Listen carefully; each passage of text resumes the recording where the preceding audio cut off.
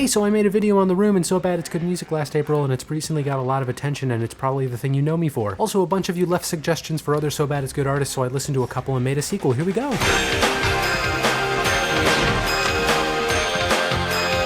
Before we start, I want to make a few comments and clarifications regarding the first video. First, I am so appreciative for all of you who watched, liked, commented on that first video. To see some video I made over a year ago get this incredible amount of attention and feedback was astonishing, and I'm very, very thankful for that. And yes, the shirt was bad. Also, the first line gave some of you the impression that I watched The Room, sex scenes and all, as a child.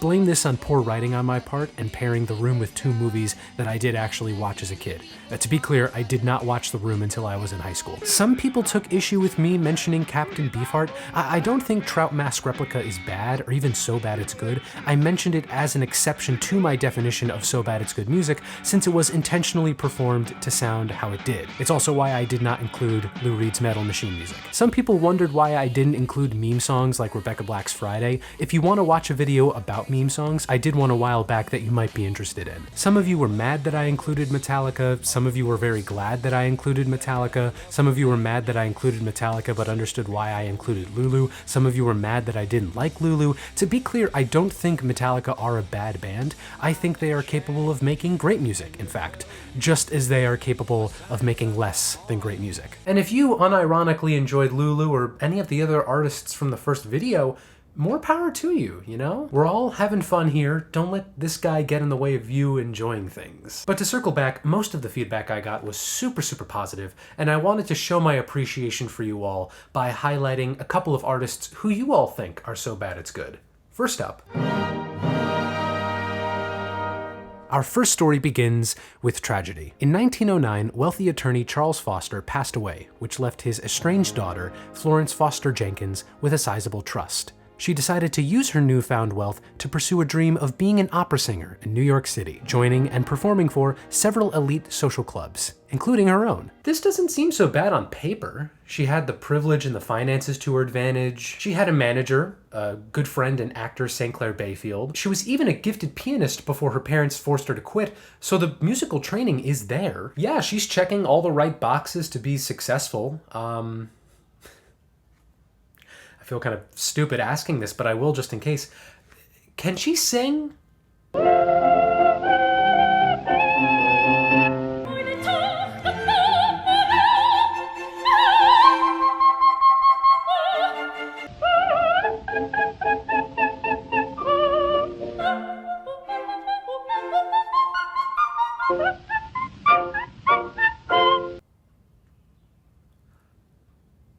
Oh. Maybe this is an unpopular opinion, but I don't think her voice is all that terrible. I mean, if she were singing something simpler like folk songs, I don't think she would have received as much scorn. The problem is, she's trying to sing pieces like this.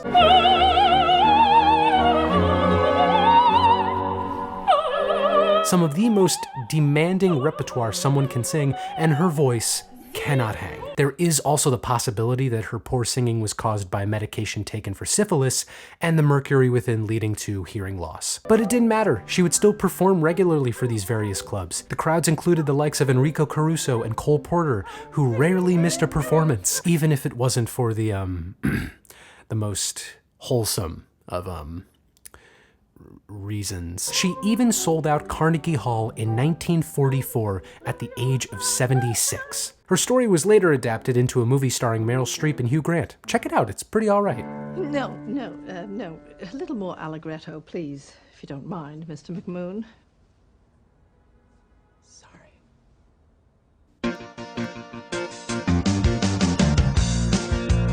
Two artists that were heavily requested by y'all were Daniel Johnston and Wesley Willis. Both have similar backgrounds and musical stylings, so to avoid redundancy, I'm going to talk about Wesley. Wesley Willis grew up in 1960s Chicago, Illinois. His upbringing is really dark, and I don't want to get into it right now. But I'll leave it at this. He spent much of his childhood in various foster homes, began hearing voices in the 80s, and was diagnosed with paranoid schizophrenia soon after. He made art initially, painting what he saw in Chicago, and eventually started playing music, first in the Wesley Willis fiasco, then the Monster Voodoo Machine, and then as a solo artist. His partial discography on Wikipedia lists 47 albums in the span of 10 years.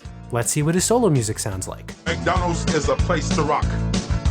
It is a restaurant where they buy food to eat. It is a good place to listen to the music. People flock here to get down to the rock music. Rock and roll McDonald's! Rock and roll McDonald's! So let's break down this production. First up, that's an 80s keyboard, a Technics KN, playing on the demo function. Like you hit this button and it auto-plays a given instrumental track. Since the keyboard only has a few instrumentals, if you listen to enough Wesley Willis, you might notice that some instrumentals repeat.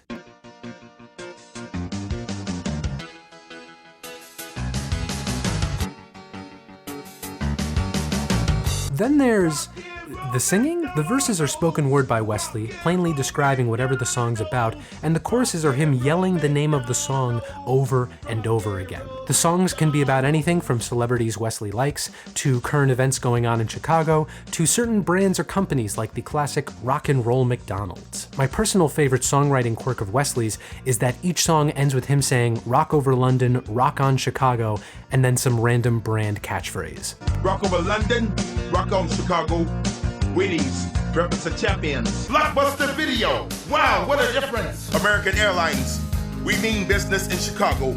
Wesley would tour pretty frequently, giving out CDs and art to fans, as well as his famous greeting, a headbutt. A documentary about his career, The Daddy of Rock and Roll, was released in early 2003, and Willis unfortunately passed away later the same year.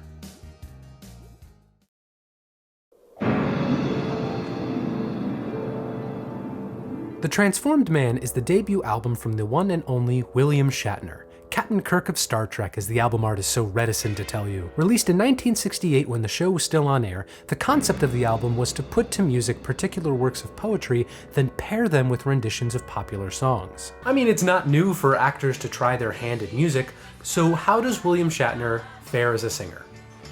The answer is, he doesn't. Picture yourself in a boat on a river with tangerine trees and marmalade skies. So here's why this album is known. Shatner doesn't sing, he narrates. Even the pop song lyrics, he just narrates them. If the music itself was as odd too, I'd be less confused, but the music's pretty fine. It's well orchestrated, there's a wide variety of instruments, and it's all played straight. That's where the album's charm lies. Is this supposed to be serious? Is it for laughs? Is it both? Is it neither? Surprisingly, this wasn't Shatner's only attempt at music. He's released 4 other albums since, including one produced by Ben Folds in 2004. You might know this record because of its cover of Pulp's Common People. There's also Seeking Major Tom, a space-themed album featuring a cavalcade of guests that have no business being on an album by William Shatner, and a number of songs that have no business being covered on an album by William Shatner. Mr. Tambourine Man! You'll Cowards Don't Even Smoke Clam Juice, full name being You Will Cowards Don't Even Smoke Clam Juice, is the 5th album by rapper Viper, released in 2008. It's grown in popularity since then for its grammatically transcendent title, its spaced out take on chopped and screwed rap production, and its hyper-violent lyrics on drugs and crime. Let's see why it's so revered. It's not all, I got other cash, lots of things, my career, my pockets, and bad nuts. It's boring. I mean, the first 3 songs are funny at first. His bassy, droning voice and the ethereal pseudo-vaporwave underneath are a unique combo, but the appeal wears off pretty quickly after that. It's just the same thing over and over again. I don't know, maybe this one just isn't for me. But it clearly was for a lot of people. This record brought a lot of attention to Viper, who has continued to release music as recently as last year. He even released 347 albums in 2014 alone. Good on him for keeping busy, I guess. Like I said earlier, some comments on the last video mentioned meme songs, which I've already done a video on, but consider this the representative for the evergreen meme song community. On the Floor is a single released in 2013 by R&B singer IceJJFish. Its artwork is a slightly crumpled piece of paper. I don't get it. It gained significantly more fame, however, when its music video came out the following year. Let's check it out.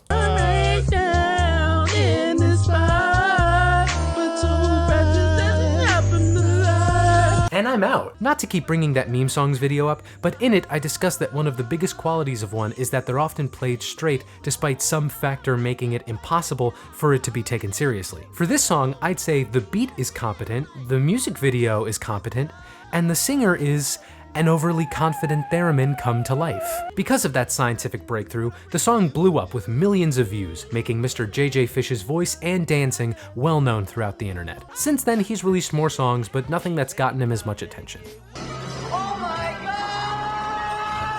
While there aren't as many unifying threads as there were for the first four artists, there are definitely some similarities for the artists here. Some of them were born from a place of great hubris, like Florence Foster Jenkins and William Shatner. Some were born from turbulent upbringings, Florence, Wesley Willis, and Viper. Some of them were enjoyed in the moment as they lived, while others took time before a larger audience found them, and all of them were made out of passion and not solely to make money. Most of these were qualities that I found in the first video, but there's another one that ties all of these together, and it's something I thought of when I was researching Wesley Willis. Stephen Thomas Erlewine, senior editor of AllMusic, wrote 2 reviews for Wesley Willis's albums, and he said it often seems that his audience is laughing at him, not with him, and that listening to his albums felt exploitative. So the question is then, is it right, morally right, to enjoy some of these artists?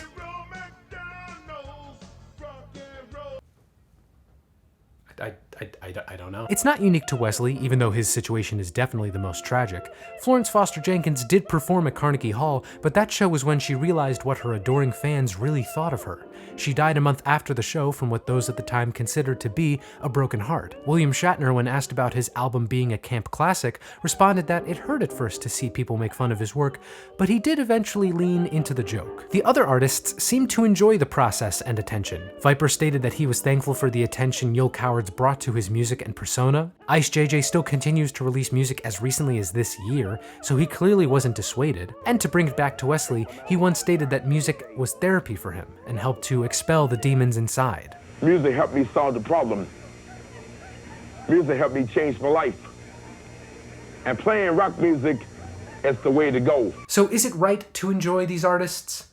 I think so, if it's for the right reasons. Wesley Willis yelling "the chicken cow" isn't funny to me because the person saying it suffers from mental illness. It's funny because yelling "the chicken cow" is a funny thing to do on its own. And the crowds who would come and see Wesley perform appear to be enjoying him and connecting with him, figuratively and literally. That said, if you feel the opposite way, I would love to know why in the comments. Creating can be hard and personal and require you to be pretty vulnerable. And that's before anyone actually sees what you've made and forms an opinion on it. And when you've made something that becomes so much more popular than you ever could have imagined, it can feel daunting to have to deal with the attention and the expectations. But to end on a note from my last video on So Bad It's Good artists, we should celebrate that they've managed to leave their mark on music in such a unique way. Florence Foster Jenkins once said, "People may say I couldn't sing, but no one can ever say I didn't sing." To put that another way, you can't piss on hospitality. I won't allow it!